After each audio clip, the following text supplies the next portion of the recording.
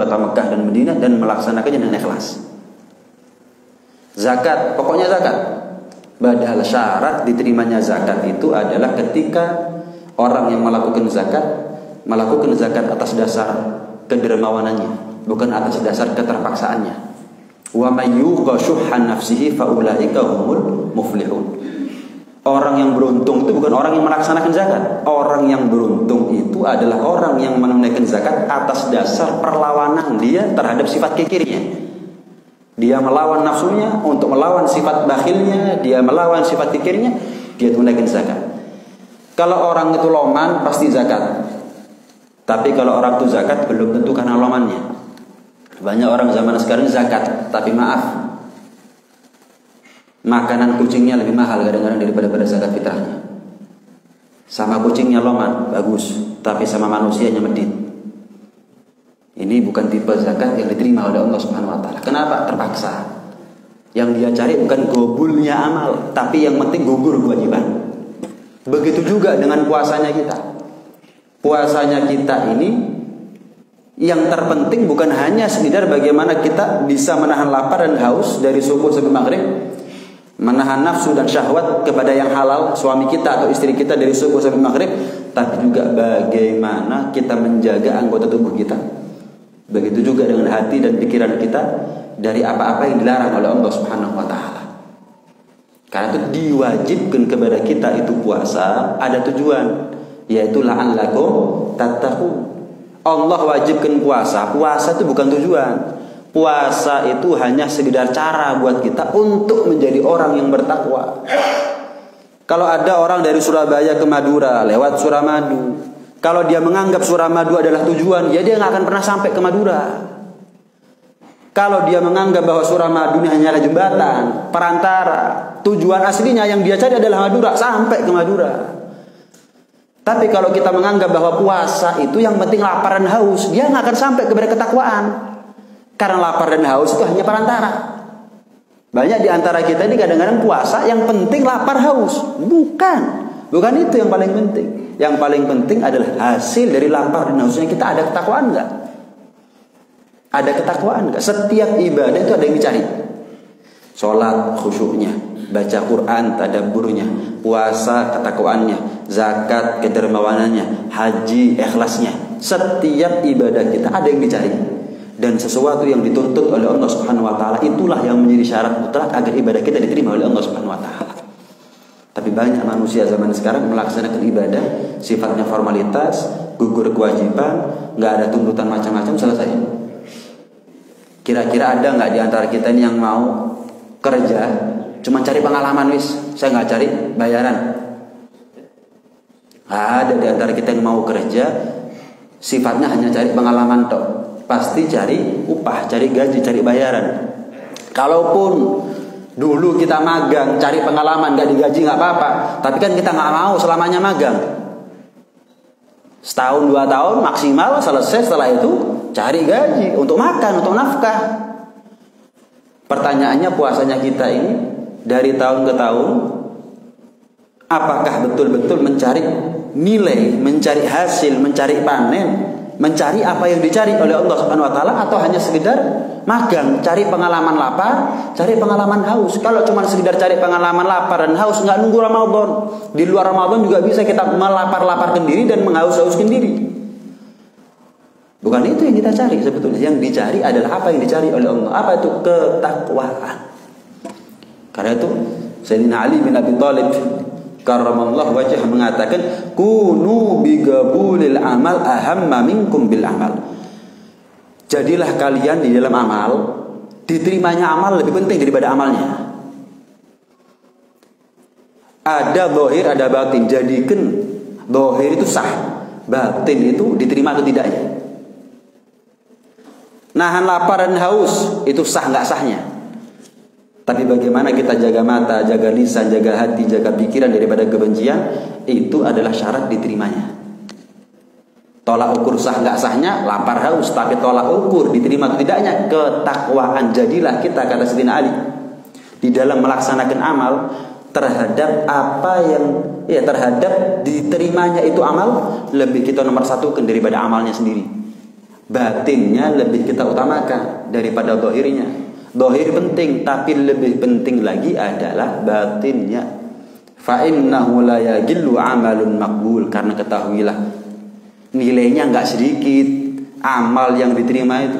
Kalau sudah satu amal diterima oleh Allah Subhanahu wa taala, dilipat gandakan pahalanya. Al hasanatu bi asyri amsalihha. Setiap kebaikan dilipat gandakan oleh Allah Subhanahu wa taala, pahalanya 10 kali lipat, ila 700 dhifin, sampai 700 kali lipat.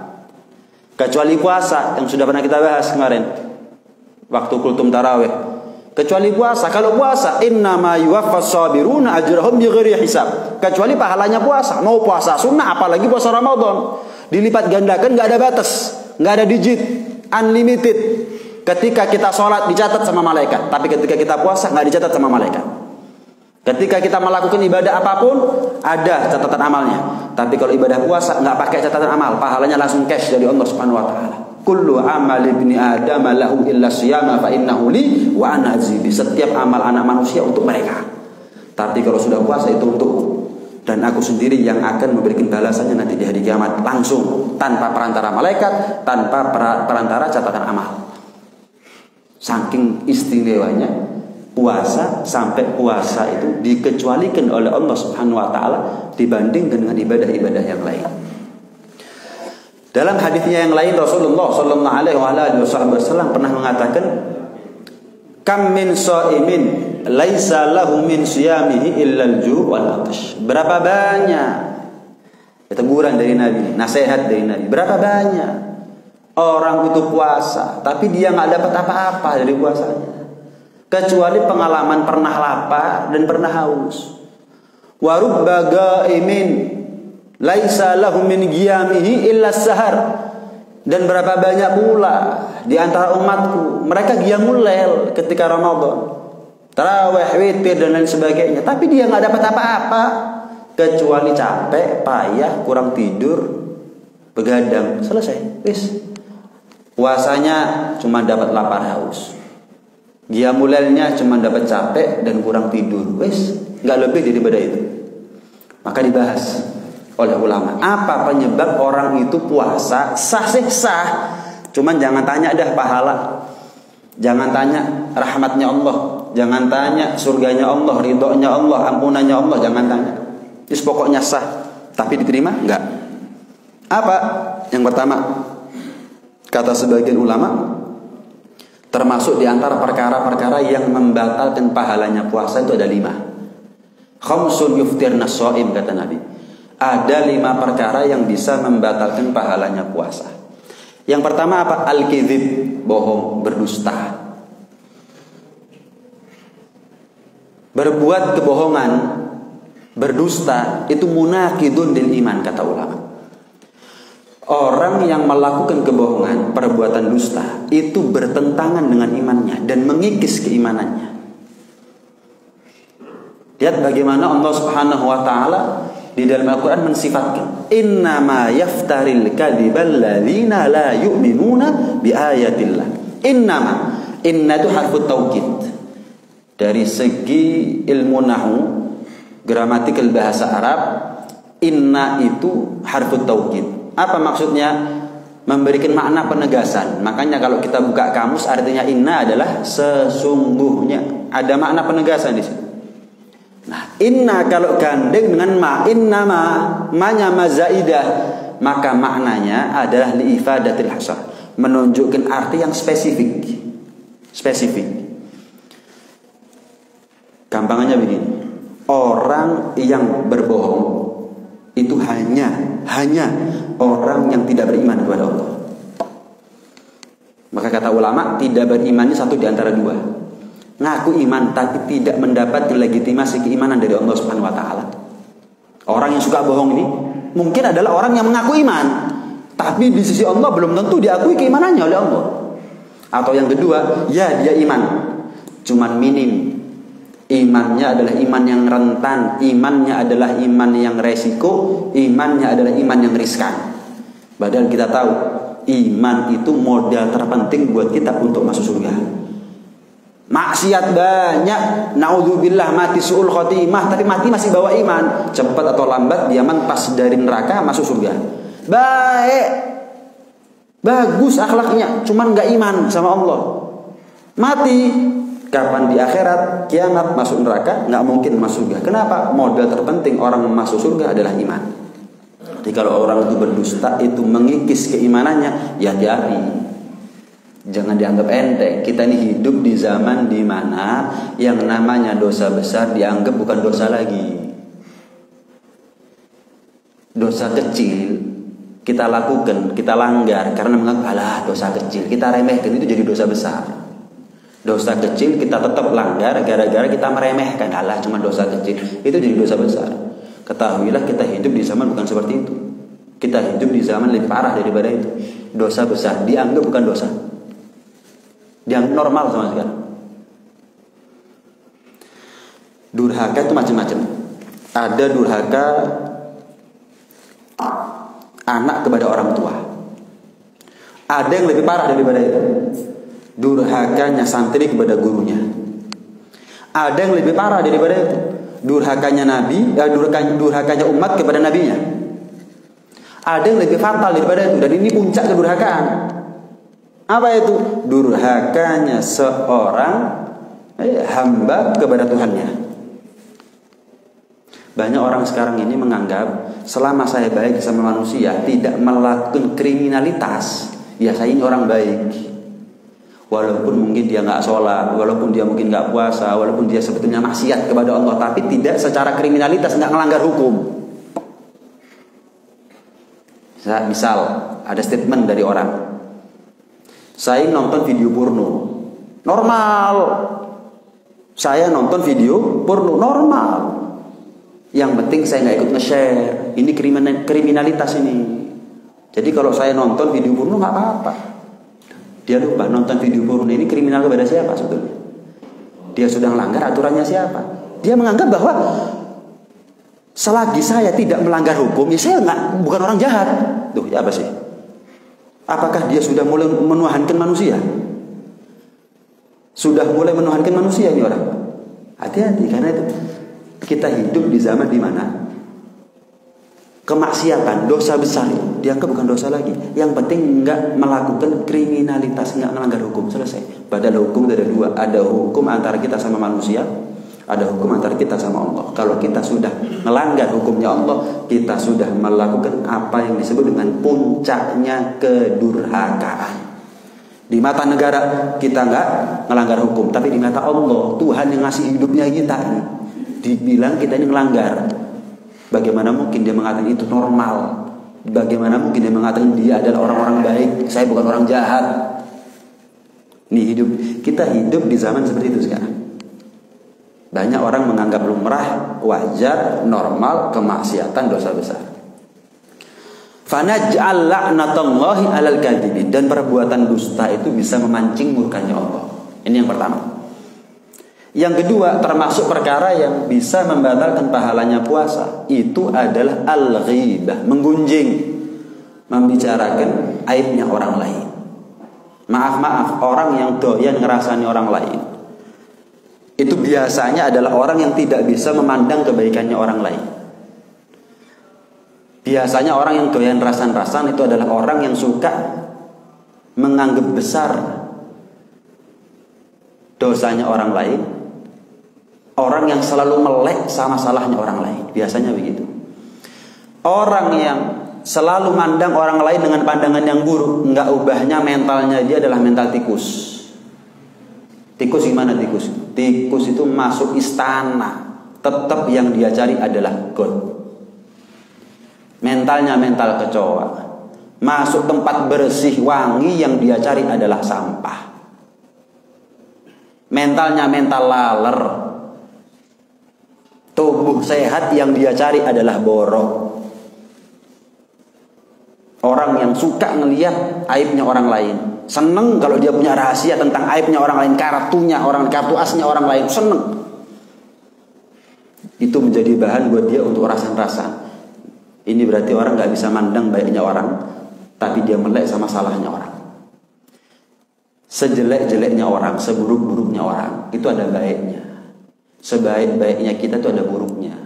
Pandanglah kebaikan orang, pandanglah, ya koreksilah kejelekannya kita. Lawang kita ini nanti di akhirat ditanya bukan dosanya orang.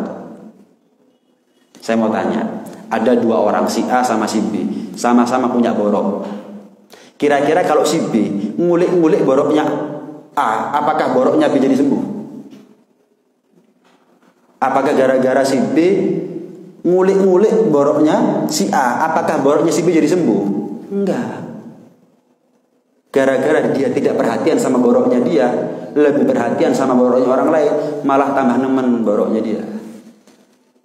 Ketularan, infeksi, dan gak dirawat, boroknya dia gak disembuhkan. Gambarannya sama. Apakah dengan kita bingung sama dosa dan salahnya orang, kemudian nanti di akhirat kita ini bersih daripada dosa? Enggak, tambah nemen dulu nih. Dikatakan dalam Ihya Ulumuddin, orang yang mati dalam keadaan tobat dari dosa ghibah itu orang terakhir masuk surga. Dan orang yang mati dalam keadaan belum tobat dari dosa ghibah itu orang pertama kali masuk neraka. Saking gede ini dosa rasa-rasa. Kalaupun dia tobat, terakhir masuk surganya. Besar dosanya dia. Itu ngobong ganjaran berapa itu gara-gara kita ini ngerasani wong.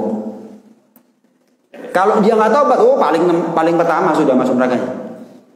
Ibarat batu tuh, kalau nyemplung batu yang berat, semakin cepat pertama kali sudah masuk nerakanya. Waliyadzubillah.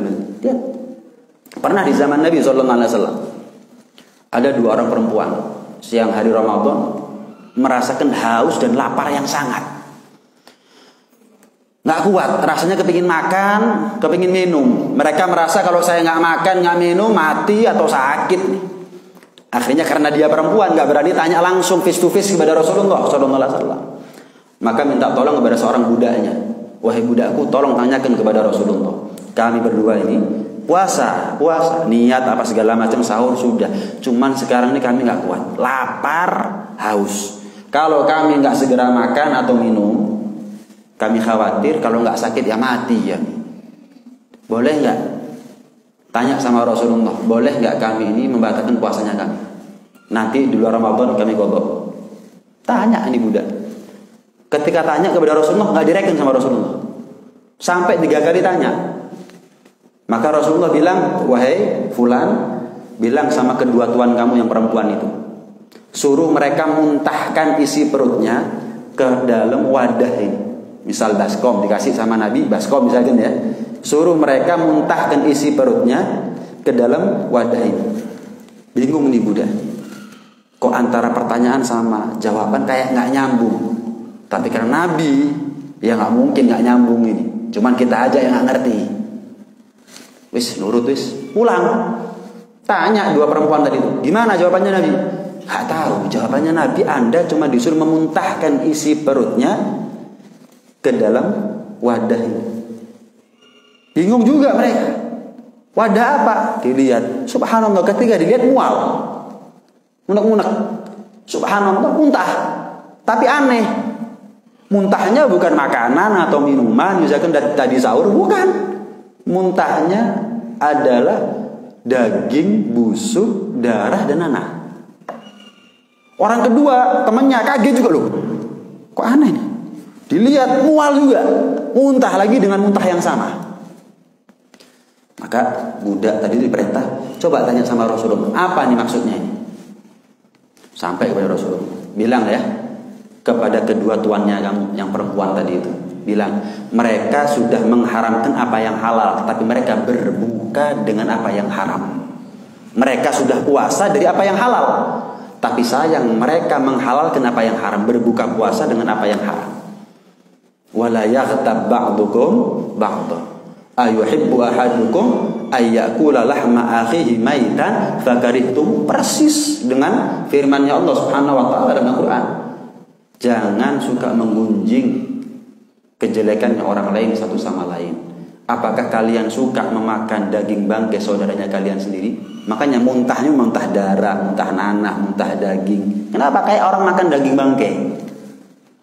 Sesuatu yang kotor, najis, bau, menjijikkan. Ya itu sudah. Ya kayak laler itu sudah. Yang dicari adalah borok, kotor, najis, bau, jijik. Yang dicari adalah sampah, yang dicari adalah ya itu sudah. Ya itu sudah. Manusia ini sering melek sama salahnya orang, merem sama baiknya orang. Melek sama baiknya dia, merem sama salahnya dia. Seharusnya dirubah kacamatanya.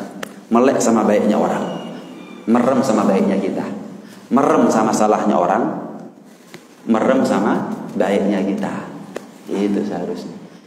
Saking kebiasaannya orang rasan-rasan sampai dia nggak sadar kalau dia ngerasanya orang, dia sendiri ngelakoni.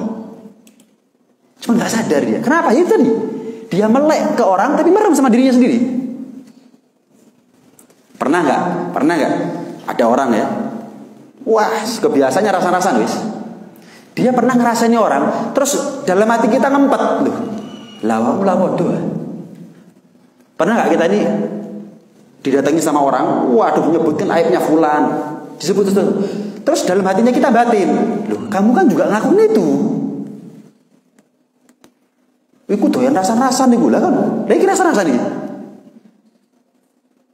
Itu suka rasan-rasan itu. Nah ini barusan rasan-rasan ini. Nah itu gambaran. Kadang-kadang orang itu nggak sadar, saking kebiasaannya. Ini pernah di zaman Nabi SAW duduk seperti ini. Tiba-tiba ada bau yang menyengat, bau busuk yang menyengat. Sampai akhirnya majelis terganggu. Heran. Ditanya sama Rasulullah, kalian tahu nggak bau busuk yang menyengat ini bau apa? Nggak tahu ya Rasul. Ini ada dua orang, ya ini ada dua orang yang sedang rasan-rasan. Ada yang saling menggunjing satu sama lain. Baunya menyengat. Nyata itu, real. Lah kita ini kok nggak bau? Padahal rasan-rasan yang nggak kurang-kurang. Sama seperti kalau orang itu tinggal di sebelahnya TPS, tempat pembuangan sampah. Sampah itu nggak bau kadang-kadang, walaupun dia tinggal di sebelahnya. Kenapa? Kebiasaan, ngapal sudah. Sudah apa namanya? Kebal. Kita kalau bukan orang yang tinggal di sebelahnya TPS, makan nggak kolu. Tapi orang yang tinggal di sebelahnya TPS karena bertahun-tahun dia di situ kolu. Kita kalau nggak biasa tidur di pinggir rel kereta api nggak bisa tidur kita. Tapi orang yang bertahun-tahun tinggal di situ tidur enak dengan nyenyak. Di zaman Nabi nggak biasa orang rasan-rasan. Jadi begitu ada yang rasan-rasan, ada tandanya. Kalau sekarang ada tandanya, cuman kebal kita ini. Kebal sudah.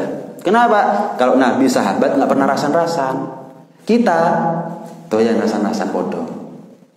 Jadi kadang-kadang orang nyium bau mulutnya kita, tapi kita sendiri nggak nyium bau mulutnya kita. Itu gambarannya. Orang nyium bau mulutnya kita, tapi kita nggak nyium bau mulutnya kita. Ketika kita ngomong, itu gambarannya. Nah itu hati-hati. Banyak zaman sekarang yang nganggap normal, wajar, lumrah perbuatan ghibah, wajar semua. Di TV juga ratingnya tinggi itu. Di TV juga ratingnya tinggi. Hati-hati. Ramadan nonton TV yang isinya gosip. Hati-hati. Lah, kalau sudah ada ngono tok lebih itu menormalisasi sesuatu kemaksiatan sudah. Ya itu sudah. Kita itu di zaman itu sudah. Kalau ya di mana-mana juga begini. Ya itu sudah. Dianggap normal sudah. Dia nggak peduli lagi sama aturannya Allah Subhanahu Wa Taala. Dia merasa kan nggak melanggar aturan negara. Iya. Apa kita cuma diatur aturan negara tok, nggak diatur sama agama? Yang ketiga, al-kadzib wal ghibah wan namimah, adu domba. Adu domba. Oh, paling enggak seneng lihat orang akor, paling seneng lihat orang gegeran. Wah, dia kalau merasa kalau sudah berhasil bikin orang gegeran, dia merasa orang yang beruntung, dia merasa pemenang, berhasil. Pernah diceritakan ada seorang budak. Budak tadi itu secara zahir fisiknya bagus, mestinya harganya mahal, tapi dijual murah. Dijual murah, diobral. Dijual di pasar budak. Ada orang mau beli, ditanya, "Ini budak harganya berapa?" Misal harganya 100 juta, dijual 50 juta. Mestinya 100 juta dijual 50 juta. Orang yang mau beli ditanya, "Loh kan ini budak bagus, tapi kok dijual murah?" Iya, kalau secara zahir, fisik misalkan cara kerjanya nggak ada masalah, dia nggak punya aib. Aibnya dia cuma satu, apa itu? Nggak bisa jaga mulut, seneng adu-adu, sukanya adu domba. Oh, Yang beli ini rotok medit. Pikir pokoknya murah wis dibeli sudah. Sehari, 2 hari, 3 hari. Kerja itu budak, ya, aman, nggak ada apa-apa. Setelah hari kesekian, si laki kerja, budaknya ngomong sama ibunya. Budaknya ngomong sama tuan yang perempuan. Bu,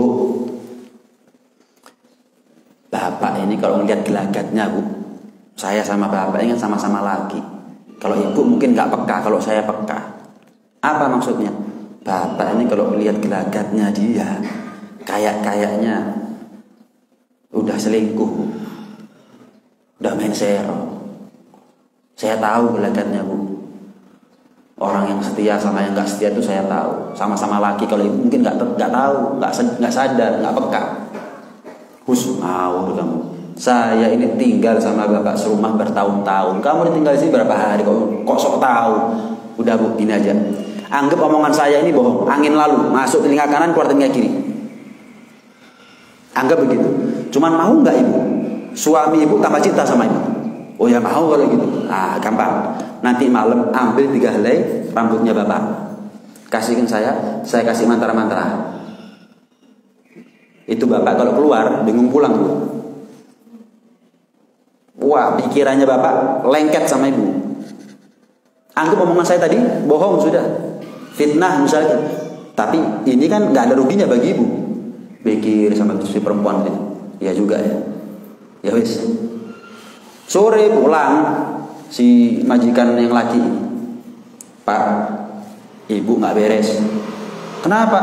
Masa nekat masukkan laki-laki yang saya tidak kenal siapa dia, bahkan masuk ke kamarnya ibu, masuk kamar istrinya bapak. Saya sempat nguping, katanya niat malam ini mau matain nih bapak, mau merebut warisannya bapak ini semuanya.